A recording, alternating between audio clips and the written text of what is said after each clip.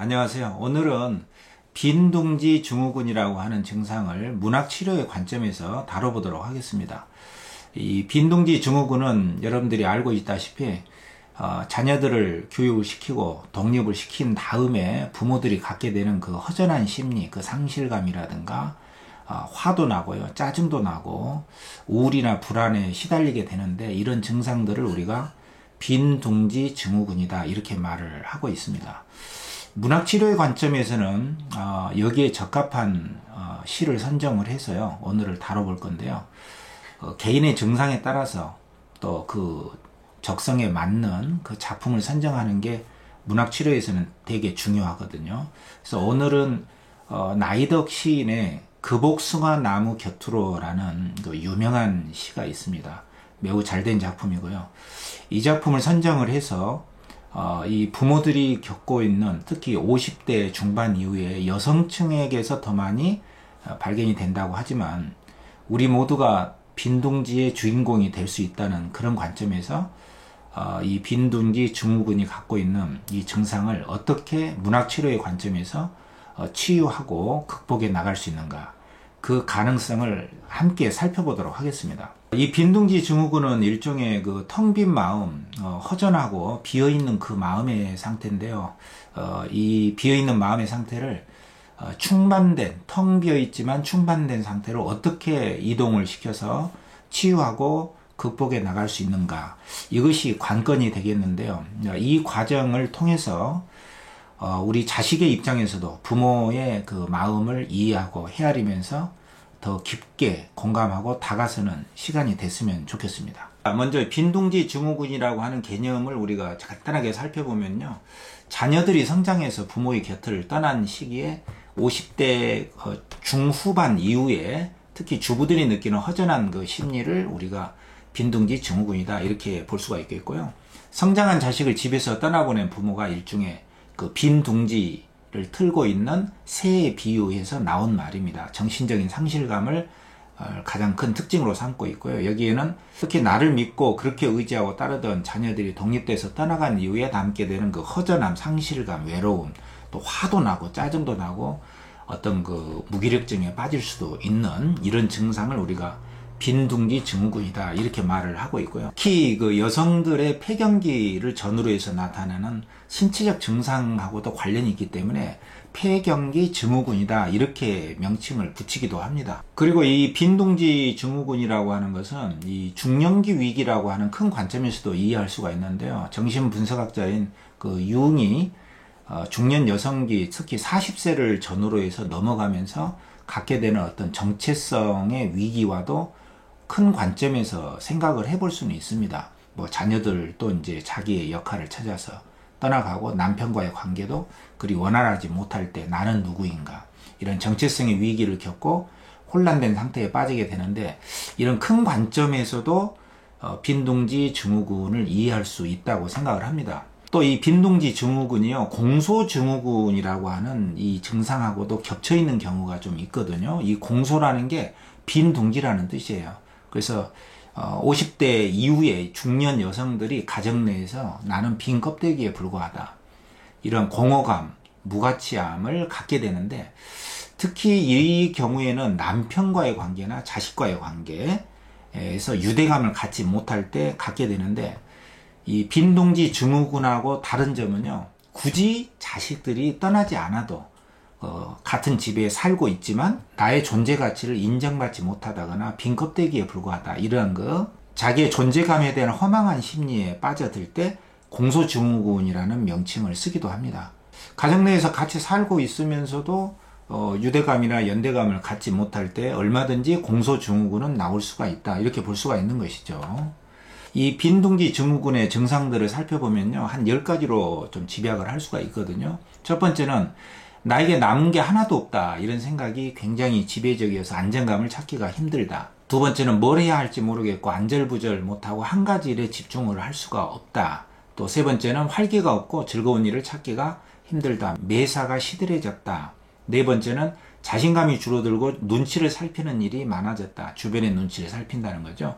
다섯 번째는 죽음에 대해서 생각해 볼 때가 많다. 또 가버린 사람, 또 나의 죽음, 이것을 연관시켜서 죽음을 많이 생각하게 된다는 거예요.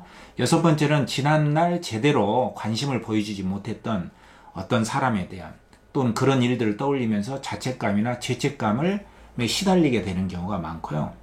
일곱 번째는 슬프고 짜증스러움이 많아졌고 사소한 일에도 화를 내는 일이 많아졌다. 여덟 번째는 잠이 오지 않고 깊이 잠들지 못하고 또 잠을 깨는 경우가 많다. 아홉 번째는 금방 피곤해지고 에너지가 현저히 떨어진다. 열 번째는 식욕이 줄고 말이나 동작이 현저하게 느려진다. 이 중에서 네 가지 이상 정도가 나에게 해당이 된다라고 생각을 하게 되면요. 특히 자녀를 독립시키고 나서 갖게 되는 심리적인 상실감이 나에게 있구나, 이렇게 생각할 수가 있고, 내가 빈둥지 증후군에 속할 수도 있겠구나, 이런 생각을 하고요. 치유하고 적응해 나갔으면 좋겠습니다.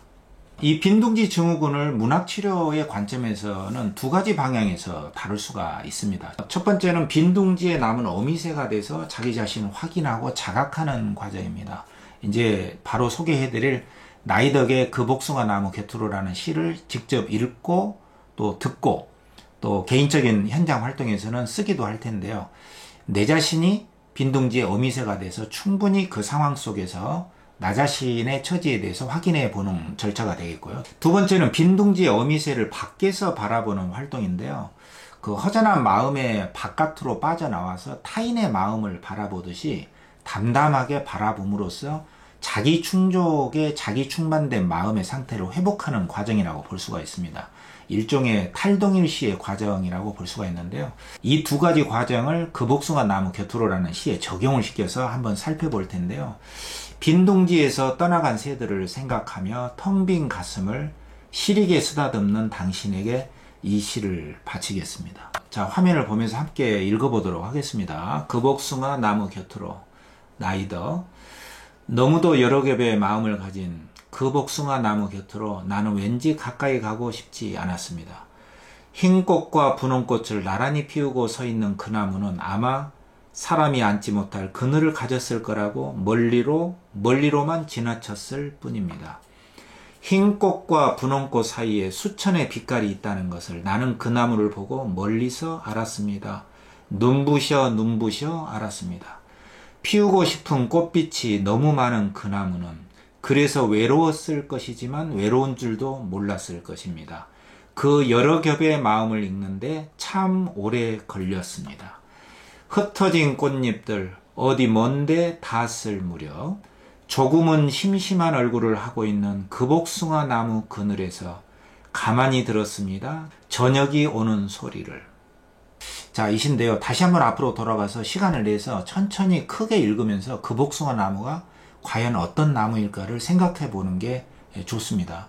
일단 이 시에 나와 있는 그 복숭아 나무는요, 자기 몸에서 분홍 꽃, 흰 꽃들을 다 피워내고서 그 꽃잎들이 다 떠나간 다음에 그늘 밑에서 조금은 심심한 얼굴을 하고 있는 그런 존재입니다. 우리가 흔히 볼 수 있는 아파트나 그 빌라, 공터 옆에서 또는 어떤 집 계단 아래에서 힘없는 눈길로 지나가는 사람들을 응시하고 있는 그 노인네의 모습, 우리 부모님의 모습이 바로 그 복숭아 나무라고 볼 수도 있습니다. 과거 어느 시점에서 자기 몸에서 흰빛이나 분홍빛으로 화려한 꽃빛들을 자기 몸 안에서 다 피워냈지만 어느 순간에 그 꽃들은 모두 바람결에 흩어졌고 내 안에서 잉태된 그 꽃들이 어딘가 닿았을 것이라고 생각에 잠긴 빈 둥지에 놓인 그 노인네, 우리 부모님들의 그 눈빛, 지금은 조금은 심심한 얼굴을 하고 있는 그 복숭아 나무들은 다름 아닌 자녀들을 다 독립시키고 홀로 빈둥지를 지키고 있는 우리 일상사의 노인들이요, 우리의 부모님의 모습이 아닌가, 이렇게 생각을 할 수가 있습니다. 그러면 그 복숭아 나무의 마음은 과연 어떤 것인가를 생각해 보는 게 그 마음을 이해하고 다가서는데 첫 번째 길이 되겠죠. 조금은 심심한 얼굴을 하고 있는 그 그늘을 드리운 그 복숭아 나무의 마음은 과연 뭘까? 그동안 자기 몸에서 여러 가지 꽃빛들을 피워내려고 안간힘을 썼겠죠. 또 고달프고 외로웠겠지만 그 꽃빛들이 제대로 피어나게 하기 위해서 외로운 줄 모르고 오랜 세월 성장한 꽃빛이 되도록 애썼을 겁니다. 그러나 그 꽃빛들은 그 자리에서 떨어지게 됐고 흩어졌고 어디론가 사라진 뒤에 조금은 이제 할 일을 다 마친 사람처럼 심심한 얼굴을 하게 된 그 복숭아 나무의 아래에는 이제 조그만한 그늘만이 드리워져 있습니다. 이 그 복숭아 나무 아래에 드리워진 그 그늘이 바로 그 복숭아 나무의 마음이 되겠고요. 빈둥지 증후군에 처한 부모님의 마음이 되겠죠. 그렇다면 그 복숭아 나무의 마음을 이해할 수 있는 사람은 누구일까? 또 시에 나와 있듯이 저녁이 오는 소리를 듣고 있는 그 사람은 누구인가? 이런 의문을 가질 수가 있거든요. 첫 번째로 그 복숭아 나무의 마음을 이해하고 또 그 나무의 그늘 아래서 저녁이 오는 소리를 들을 수 있는 그 사람은요, 타자나 이 시 속의 화자가 될 수가 있습니다. 이 화자나 타자들은 부모가 아니겠죠. 다만 그 복숭아 나무를 우연히 주목하고 이해할 수 있는 사람, 이해하고 위안을 줄 수 있는 그 누군가가 필요한데, 그 위로와 위안을 줄 수 있는 어떤 사람이 될 겁니다. 두 번째는 그 복숭아 나무 그 자신이 될 수도 있어요. 왜냐하면 언제나 옆에서 따뜻한 관심과 위로해 줄 사람이 있지는 않겠죠. 이때는 저녁이 오는 소리도 듣고 그 복숭아 나무 아래의 그늘을 충분히 이해하고 자기 스스로를 이해해 줄 수 있는 사람, 그것은 그 복숭아 나무 자신이 될 수도 있습니다. 이른바 셀프 수딩이라고 하죠. 스스로 진정하고 스스로 위안을 줄 수 있고 스스로 만족감을 가질 수 있는, 자기 충족감의 상태에 도달할 수 있는 사람. 말하자면 텅 빈 허전한 마음의 상태에서 텅 비어 있지만 텅 빈 충만의 상태에 이룰 수 있는 바로 그 주인공, 그것은 그 복숭아 나무 자신이 될 수도 있습니다. 이렇게 보면 그 복숭아 나무라고 하는 그 허전하고 상실된 마음의 주인공을 위로하고 또 치유해 줄 수 있는 그 사람은 타인에게도 있고 그 복숭아 나무 자신일 수도 있다. 이런 결론에 도달하게 됩니다. 말하자면 이 텅 빈 마음을 텅 빈 충만의 상태로 이룰 수 있는 그 치유의 열쇠는 밖에도 있고 안에도 있다. 이런 이야기죠. 자, 빈둥지 마음에 대해서 응답한다. 대응법을 간단하게 일단 상식적인 차원에서 정리를 한번 해보겠습니다.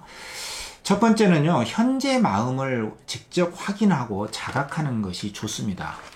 피상적으로 왠지 모르게 뭔지 모르게 내가 허전하고 우울하고 화가 나고 짜증이 난다, 이런 차원에서 벗어나서 지금 내가 이렇게 허전하구나, 내가 이렇게 서럽구나, 내가 이렇게 화가 있구나, 또는 원망하는 마음이 있는지 직접 살펴보고, 나에게는 지금 귀찮게 할 사람도 또 옆에서 위안을 줄 사람도 없구나, 이것을 직접 확인하고 느껴보는 것이 가장 필요합니다. 두 번째는요, 여기에서 조금 더 나아가서 헛되고 무가치한 것은 아니었다. 그동안에 자식을 기르고 또 독립을 시키고 지금 혼자 있는 이 시간마저도 헛되고 무가치한 것은 아니다. 둥지를 지키기 위해서 분주하게 움직였던 것이고 희생했던 그 시간들이 나에게는 삶의 중요한 체험이었고 소중한 것이었음을 다시 한번 새겨보는 것이 되게 중요합니다. 세 번째는 셀프 수딩, 아까도 말씀드렸지만 스스로 어루만지고 스스로 위안을 줄 수 있는 이 작업이 되게 중요합니다. 그동안 충분히 잘 견뎠고 여기까지 온 것은 그나마 다행이다 라고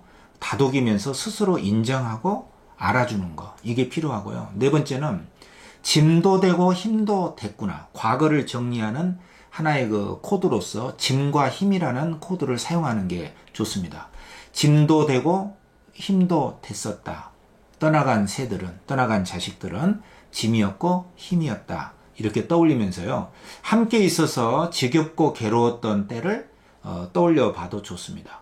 그리고 지금도 함께 있었더라면 얼마나 지겨울까, 또 괴로웠을까, 이런 시간을, 이런 괴로운 시간이 될 수도 있었다는 생각도 해보고요. 과거를 정리할 때 짐이었고 힘이었다, 이 점을 다시 한번 재정리하는 게 도움이 될 수 있습니다. 그 다음에는 이 허전한 마음까지도 감사의 마음을 가져보는 것이죠. 그리고 대견하게 생각할 수 있으면 좋습니다. 지금 훌륭하게 성장했고 나름대로 독립된 삶을 잘 살고 있는 나의 자식들, 딸, 아들, 이 허전함 속에도 다행이지 않는가, 이렇게 감사의 마음을 적극 가져보는 게 도움이 되고요. 여섯 번째는 다시 만날 때가 있지 않습니까? 1년에 한 세 차례나 네 차례, 생일 때, 어버이날, 이런 때는 만나게 되죠. 그때는 나의 서운함, 화, 짜증, 우울 이걸 막 퍼붓지 말고 내가 지금 가지고 있는 짐도 되고 힘도 됐었지 않은가. 그때가 참으로 힘이었다.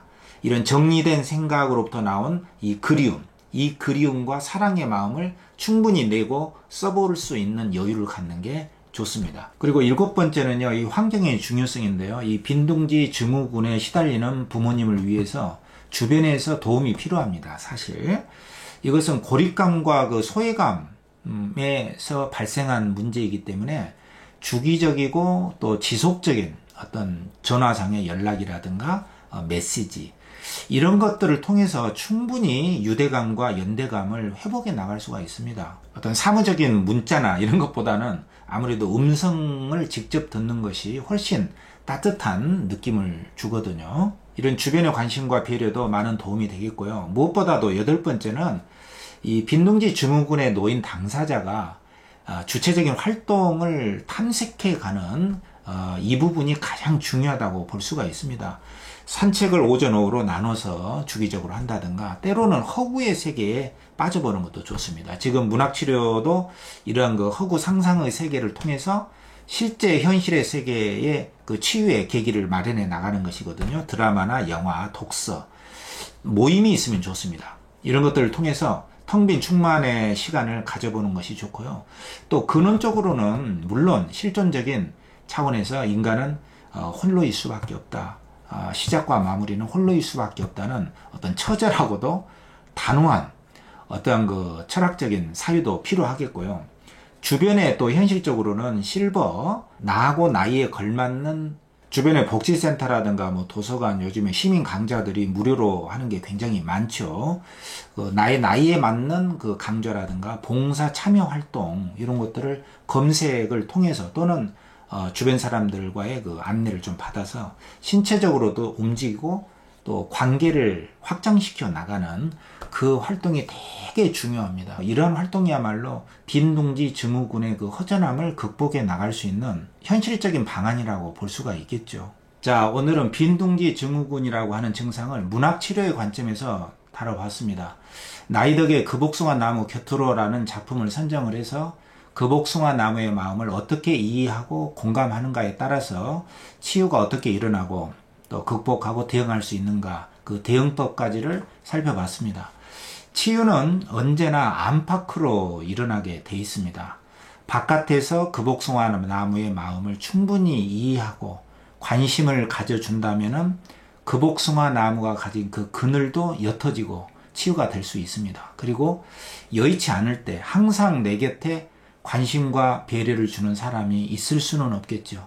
언젠가는 홀로 되기 때문에 그럴 때는 그 허전한 마음의 주인공인 그복숭아 나무가 바깥으로, 그 허전한 마음의 바깥으로 나와서 그 자기 자신의 마음의 그늘을 바라봄으로써 이렇게 탈동일시 된 상태에서 떨어져서 바라봄으로써 또한 치유가 일어날 수가 있습니다. 이 시간이 빈둥지 증후군에 놓였던 우리 부모님의 쓸쓸하고 허전한 마음에 다소나마 위로가 되었기를 바라고요. 자식의 입장에서도 부모님의 그 쓸쓸한 마음을 이해하고 또 공감하는데 한 걸음 다가설 수 있는 기회가 됐기를 바랍니다. 다음 시간에 이어서 문학치료의 관점에서 치유의 과정을 계속해서 다뤄보겠습니다.